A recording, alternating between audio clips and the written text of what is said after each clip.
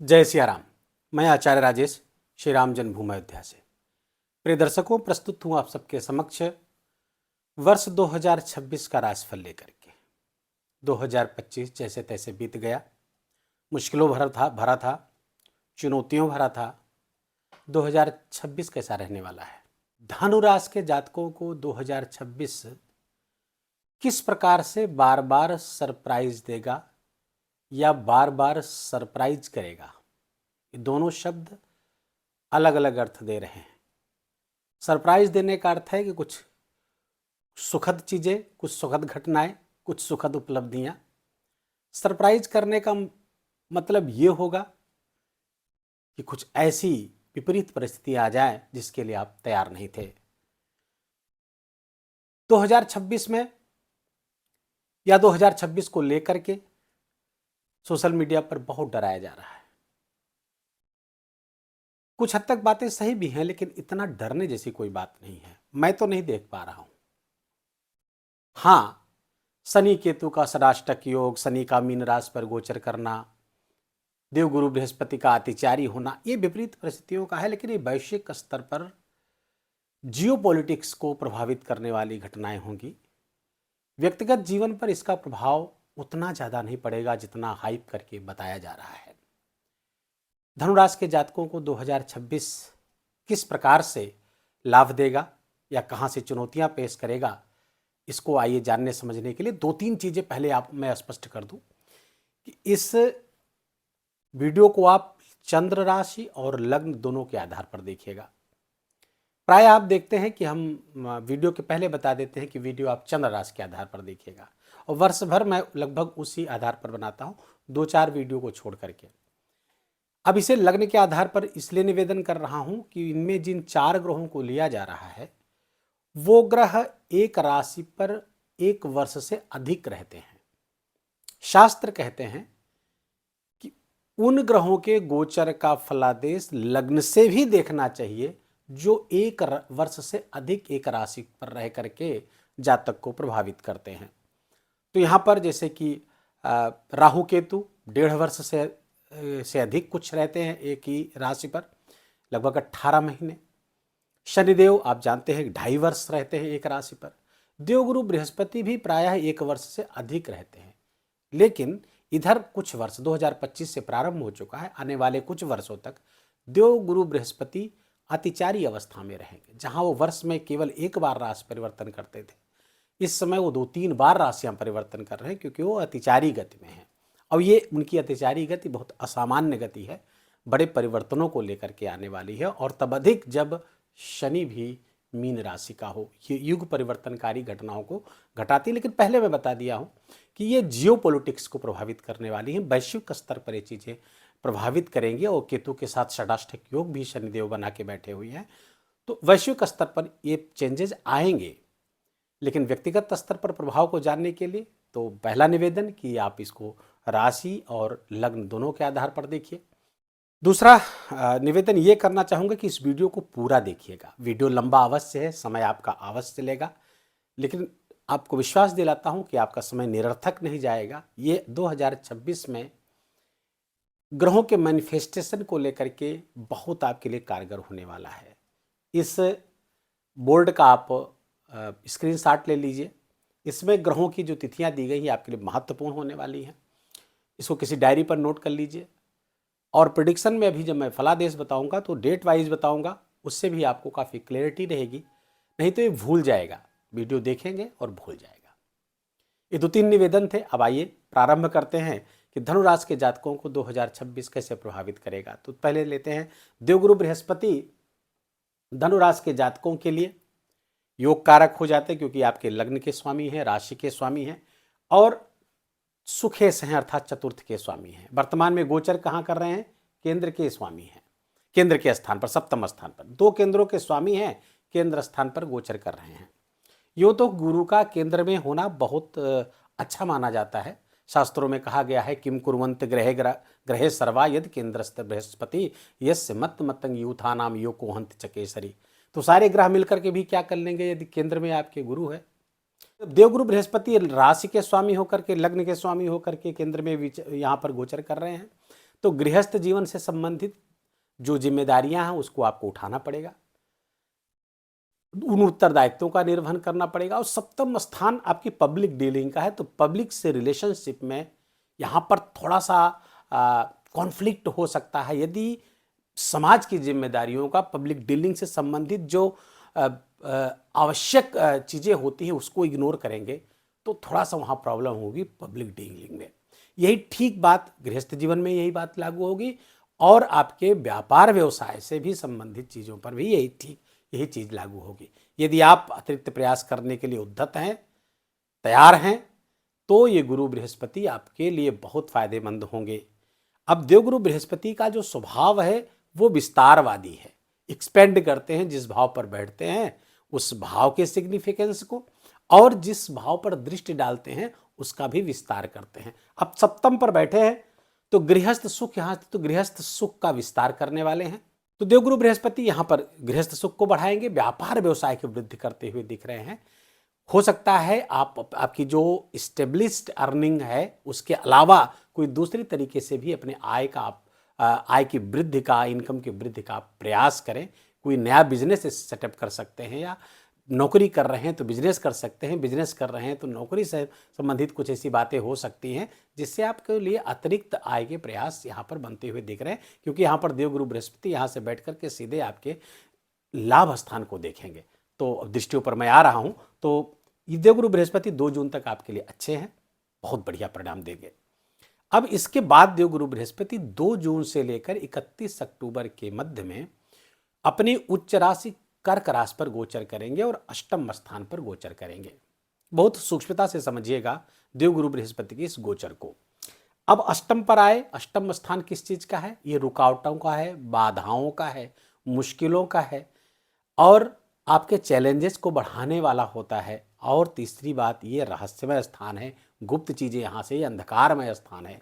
तो गुरु जब यहाँ आएंगे, ठीक अभी मैंने यहाँ पर बताया कि गुरु जहाँ पर बैठते हैं उस भाव को विस्तार देते हैं, तो यहाँ पर विस्तार देंगे चीजों को। अब जब मुश्किलों का है, असफलता, निराशा, ये सब चीजें, तो उनका विस्तार करेंगे। तो यहाँ से संबंधित कौन सी जिम्मेदारी आप लेंगे?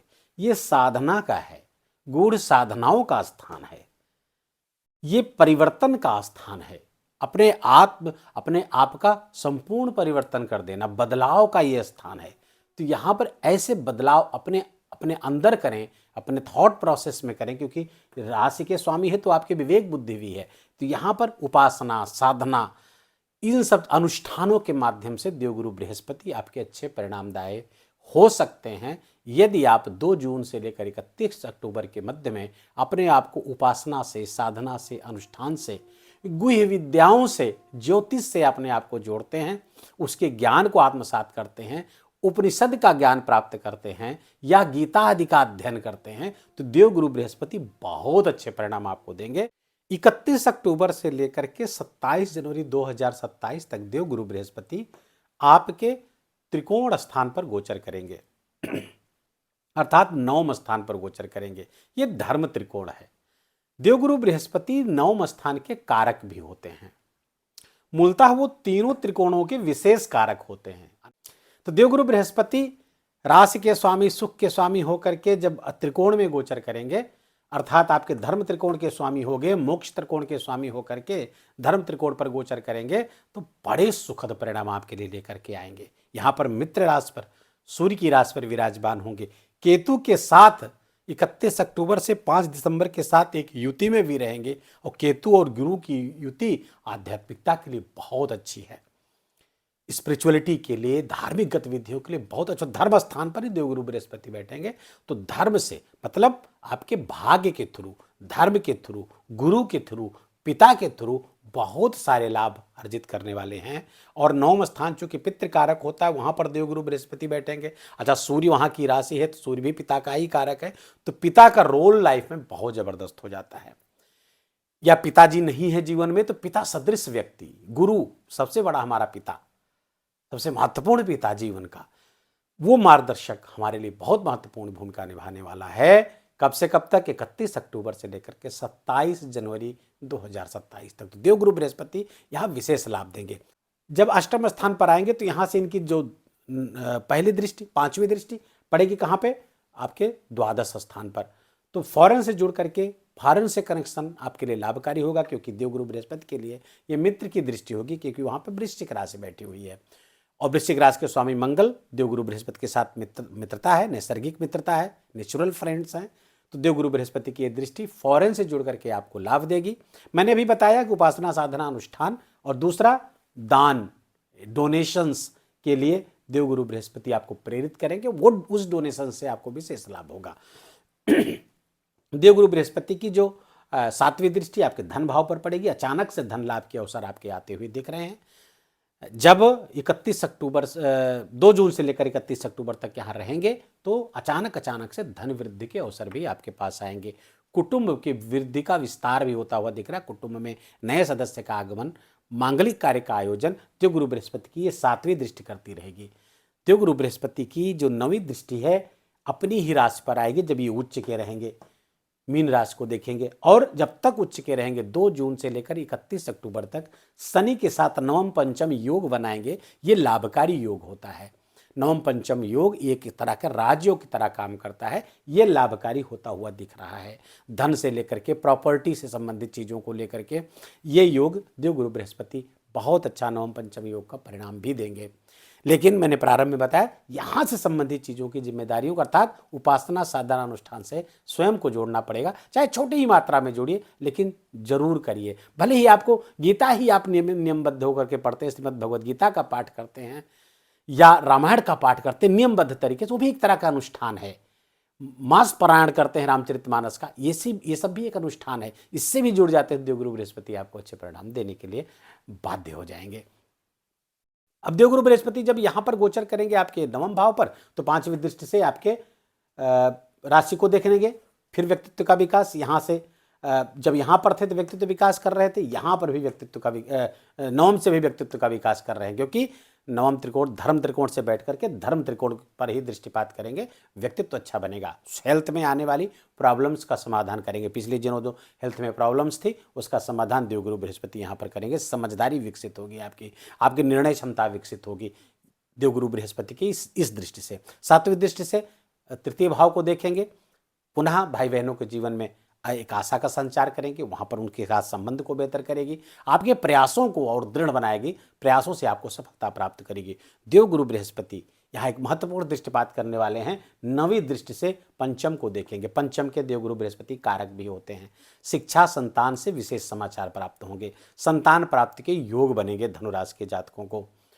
यदि आपके लग्न कुंडली में भी ग्रहों की दशाएं अच्छी चल रही हैं तो देवगुरु बृहस्पति की ये दृष्टि संतान प्राप्ति के लिए बहुत अच्छी है। तो जो लोग ऐसे, जो जातक, धनुराशि के जातक संतान प्राप्ति की कामना रख रहे थे, तो देवगुरु बृहस्पति 31 अक्टूबर के बाद ऐसे योग बना करके आ रहे हैं। ईश्वर करेंगे तो आपको संतान प्राप्ति होकर रहेगी। शिक्षा के लिए बहुत अच्छा समय है। अपने नॉलेज को बढ़ाने के लिए, अपने कौशल को, एबिलिटी को बढ़ाने के लिए भी ये समय 31 अक्टूबर से लेकर के 27 जनवरी का बहुत अच्छा समय, जब सिंह राशि पर देवगुरु बृहस्पति गोचर करेंगे। अब आते हैं शनिदेव पर। शनिदेव आपके चतुर्थ स्थान पर गोचर कर रहे हैं। यूं तो शनिदेव का चतुर्थ स्थान पर गोचर करना शुभ नहीं माना जाता है। ऊपर से भी ये देवगुरु बृहस्पति की राशि में मीन का शनि युग परिवर्तनकारी घटनाएं घटवाता है, प्रलयंकारी हो जाता है ये। और तब अधिक जब केतु के साथ षडाष्टक योग में भी हो, तो केतु के साथ षडाष्टक योग में भी शनिदेव हैं। तो इन शनि से थोड़ी अच्छा, इसी शनि के कारण आपकी ढैया भी चल रही है, चतुर्थ गोचर कर रहे हैं राशि से, तो ये ढैया भी यहाँ पर देवगुरु ये शनिदेव चला के बैठ रहे हैं। मानसिक समस्याएं रहेंगी आपको। अब सोसाइटी पर बैठे हुए हैं, समाज में आइसोलेशन की स्थिति पैदा करेंगे। आपको परिस्थितियां ऐसी घटेंगी जिसके कारण आप अकेले रहना पसंद करेंगे या अकेले हो जाएंगे। इस पर आपको थोड़ा ध्यान देने की जरूरत है। कुछ इंट्रोस्पेक्शन करने की जरूरत है, आत्मसमीक्षा करने की जरूरत है कि कहाँ गलतियां हुई कि हम अलग थलग पड़ते जा रहे हैं। ये बहुत आवश्यक है, नहीं तो ये आपको डिप्रेशन में ला सकती है। यही स्थिति शनिदेव की जब से आए हैं आप देखेंगे कुछ घटनाएं ऐसी हो रही हैं जिससे आपके मित्रों की सूची संकुचित होती जा रही है। आपके पहले से जो मित्र थे वो कम होते जा रहे हैं, वो शत्रु होते जा रहे हैं या वो न्यूट्रल होते जा रहे हैं आपके व्यवहार के कारण। इस पर आत्मसमीक्षा की आवश्यकता है। शनिदेव मतलब अनुशासन, डिसिप्लिन, तो सोसाइटी, घर, इस सब चीज़ों पे डिसिप्लिन लाने की आवश्यकता है। घर से दूर भगाएंगे, एकांतवास करवाएंगे शनिदेव। थोड़ा सावधान यहाँ पर रहने की जरूरत है। यहाँ पर ढैया के प्रभाव भी बहुत प्रबल मात्रा में आपको प्राप्त होंगे। शनिदेव की जो तीसरी दृष्टि आपके स्वास्थ्य पर पड़ रही है, रोग ऋण शत्रु पर बढ़ रही है, ये दृष्टि अच्छी नहीं है। लेकिन यहां पर जो राशि है वो मित्र राशि है, शुक्र की राशि है, वृषभ राशि, और शुक्र के साथ शनि की नैसर्गिक मित्रता है, नेचुरल फ्रेंड्स है, तो बहुत डिस्टर्ब यहां पर नहीं करेंगे इस भाव को। अब चूंकि ये उपचय स्थान भी है, शनि के कारकत्व वाला स्थान भी है, इसलिए भी यहां पर इस स्थान को डिस्टर्ब नहीं करेंगे। कुछ परेशानियां शुरुआत में आ सकती हैं, रोग ऋण शत्रु कंपटीशन को लेकर के, लेकिन शनिदेव यहीं से समाधान भी उसका निकालेंगे। अंततः अपने रोग ऋण शत्रु कंपटीशन आदि को आप अपने नियंत्रण में ले लेंगे, आप उस पर विजय प्राप्त कर लेंगे। तो चिंता करने की बात नहीं, अंततः सफलता आपकी सुनिश्चित है। शनिदेव की दृष्टि, सातवीं दृष्टि दसम भाव पर पड़ रही है। शनिदेव की दृष्टि, शनिदेव की उपस्थिति दसम भाव पर पड़ना अच्छा माना जाता है, क्योंकि काल पुरुष की कुंडली में दसम स्थान शनिदेव का स्थान, यहाँ के कारक हैं।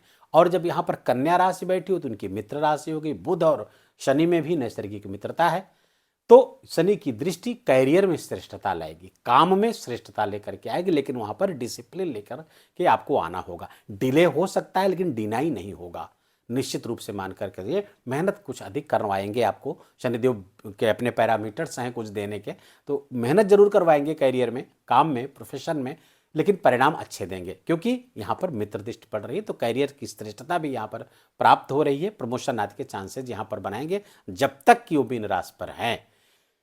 देवगुरु बृहस्पति की जो 10वीं दृष्टि है वो राशि पर पड़ रही है। अब यहां पर देवगुरु बृहस्पति की राशि है, देवगुरु बृहस्पति के घर में ही बैठे हुए हैं। और एक चीज बताएं, शनिदेव लगभग पूरे वर्ष कुछ समय को छोड़ करके उत्तरा भाद्रपद नक्षत्र पर गोचर करेंगे। उत्तरा भाद्रपद नक्षत्र शनिदेव के स्वयं का नक्षत्र है, अर्थात उस नक्षत्र के स्वामी शनिदेव स्वयं है। और इस नक्षत्र के, उत्तरा भाद्रपद नक्षत्र के जो देवता है वो देवगुरु बृहस्पति है। तो अब उन्हीं के घर में बैठे हुए हैं, उन्हीं के देवत्व वाली राशि नक्षत्र पर भी गोचर करेंगे। तो शनिदेव की दृष्टि देवगुरु बृहस्पति के घर को या उनके साथ जो संबंध बन रहे हैं ये फलदायक होगी, लाभकारी होगी, कहीं से कोई नुकसान नहीं करेगी। इसका यही एकमात्र कारण है कि नक्षत्र, अच्छा हाँ, मुख्य नक्षत्र पर भी देवगुरु बृहस्पति कुछ समय के लिए आएगा, 18 जून से 18 अगस्त तक मुख्य नक्षत्र जो शनि का नक्षत्र है, और मुख्य नक्षत्र के भी जो देवता होते हैं देवगुरु बृहस्पति होते हैं। कितनी खूबसूरत, ये कितना खूबसूरत गोचर है 2026 का। इसको सोच कर ही मन प्रसन्न होता है कि देवगुरु शनि और गुरु का कैसा गठजोड़ यहाँ पर बना हुआ है। और तब उस समय नवम पंचम योग में भी होंगे, जब देवगुरु बृहस्पति पुष्य नक्षत्र पर होंगे, इसको पुख्य भी कहा जाता है, उस नक्षत्र पर होंगे। तो बड़ी कल्याणकारी ये दशाएं बन रही है।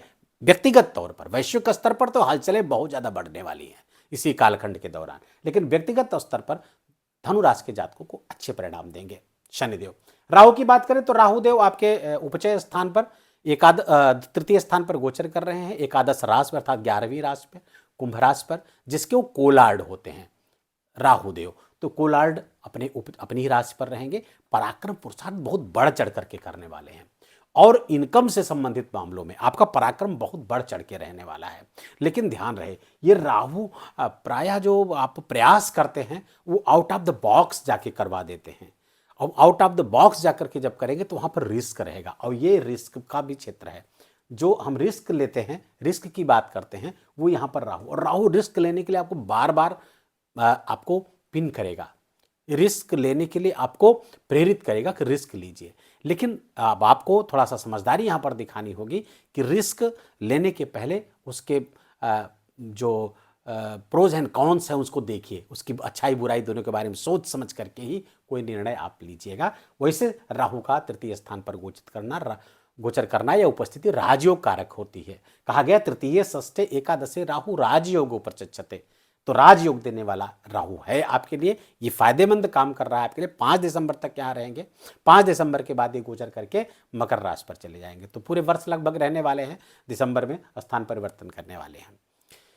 दूसरे, केतु आपके ठीक 180 डिग्री पर बैठे हैं धार्मिक के भाव पर। केतु स्पिरिचुअलिटी है, आध्यात्मिकता है, केतु डिटैच करवाता है। अब ये केतु यहाँ पर बैठे हैं तो स्पिरिचुअलिटी आप जितना अपने अंदर लेकर आएंगे वो आपके लिए बहुत, पहले भी बता चुका हूँ जब गुरु और केतु की युद्ध की बात हो रही, स्पिरिचुअलिटी आपके लिए लाभकारी हर हाल में इस वर्ष होने वाली है। जितना धार्मिक गतिविधियों से आप जुड़ेंगे उतने ज़्यादा आप लाभ प्राप्त करेंगे। उपाय क्या करें इस वर्ष? उपाय के लिए तो सबसे पहले तो आपके भाग्य के स्वामी सूर्य हैं, तो सूर्य भगवान की आराधना बहुत अनिवार्य आपके लिए हो जाती है। सूर्योदय के पहले उठें, सूर्य भगवान को अर्घ दें, गायत्री मंत्र का जितना जप करेंगे, सूर्य भगवान से अलाइन होकर के जीवन जितना जिएंगे, आपका भाग्य उतना ही आपके काम आने वाला है। राशि के स्वामी देवगुरु बृहस्पति हो रहे हैं, तो आपको भगवान विष्णु की आराधना करनी चाहिए, क्योंकि धनुराशि के स्वामी गुरु हैं, गुरु के प्रत्यक्ष देवता भगवान विष्णु हैं, तो विष्णु सहस्त्र नाम का पाठ आपके लिए लाभकारी है। पंचम यहाँ से देखेंगे तो मंत्र जप, हनुमान जी के मंत्र का जप, दुर्गा जी के मंत्र का जप आपको अवश्य करना चाहिए। ये पंचम भाव आपका संकेत कर रहा है। तो 3 चीजें निकल के आ रही हैं, सूर्य भगवान की आराधना, भगवान विष्णु की आराधना और दुर्गा जी की आराधना या हनुमान जी की आराधना आपके लिए परम कल्याणकारी इस वर्ष होने जा रही है। वीडियो को यहीं विराम देंगे।